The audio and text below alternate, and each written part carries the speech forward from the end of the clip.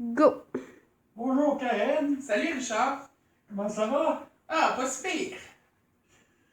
Aujourd'hui, nous allons parler de quoi? Ben, on va parler du TAG, le trouble anxieux généralisé. Donc, Internet est inondé d'informations plus ou moins fausses sur les troubles de l'anxiété, des promesses de soulagement et des remèdes pour ces maladies-là. Ok. Le trouble anxieux généralisé, TAG, est une forme d'anxiété caractérisée par une inquiétude excessive et chronique, à l'instar d'autres formes d'anxiété. Le TAG est souvent plus fréquent chez les femmes que chez les hommes. Mythe 1.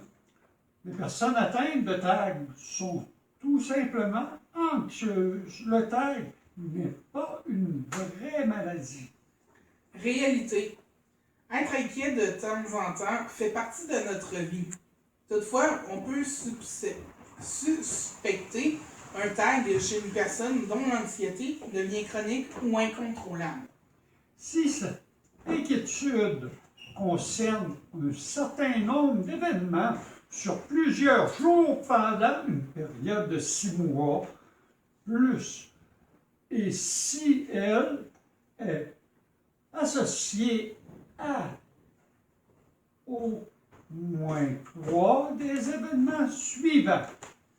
Agitation, irritabilité, fatigue, tension musculaire ou trouble du sommeil, alors on peut exclure une inquiétude normale et diagnostiquer un TAG.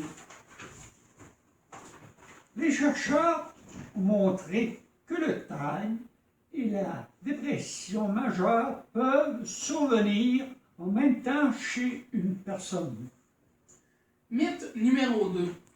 Le TAG n'affecte pas la fonction sexuelle.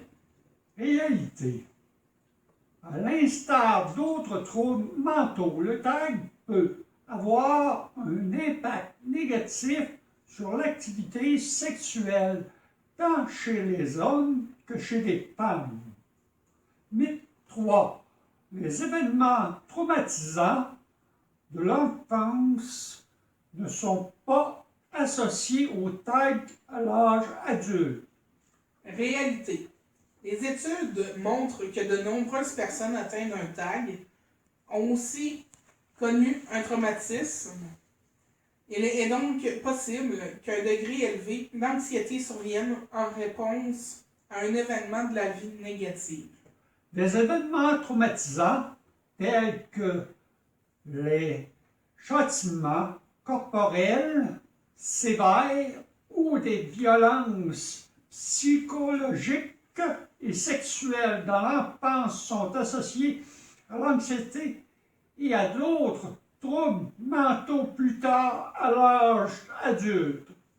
Mythe numéro 4. Les personnes atteintes de TAG peuvent mener une vie normale. Réalité. Le TAG peut effectuer le quotidien, affecter le quotidien. Il peut avoir un impact négatif sur la vie sociale et l'aptitude au travail. Les patients atteints de TAG sont également plus à risque de présenter d'autres problèmes physiques et mentaux. Par exemple, syndrome de douleur chronique, asthme ou bronchopneumopathie chronique obstructive. Désolé les grands mots de médecine. Et maladie inflammatoire de l'intestin. Mythe 5. Le TAG disparaît de lui-même avec le temps sans traitement. Réalité. Des preuves solides viennent atténuer les avantages de certains médicaments, pharmacothérapie et de la psychothérapie ou de l'association des deux pour le traitement du TAG. Le choix initial dépend fortement des présences du patient, la plupart choisissent la psychothérapie. Avant de commencer à prendre des médicaments, les patients devraient être clairement informés au sujet des troubles anxieux. L'insomnie étant un symptôme majeur du TAG, il convient d'encourager les patients à modifier certaines habitudes qui peuvent les aider à soulager leurs troubles du sommeil associés à cette pathologie.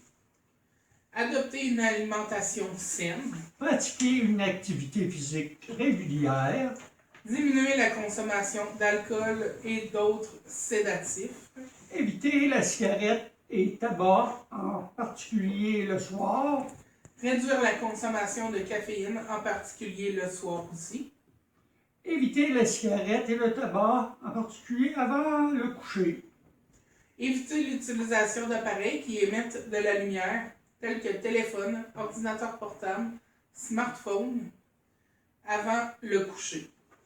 Merci Karen. Merci Richard. Merci à vous tous.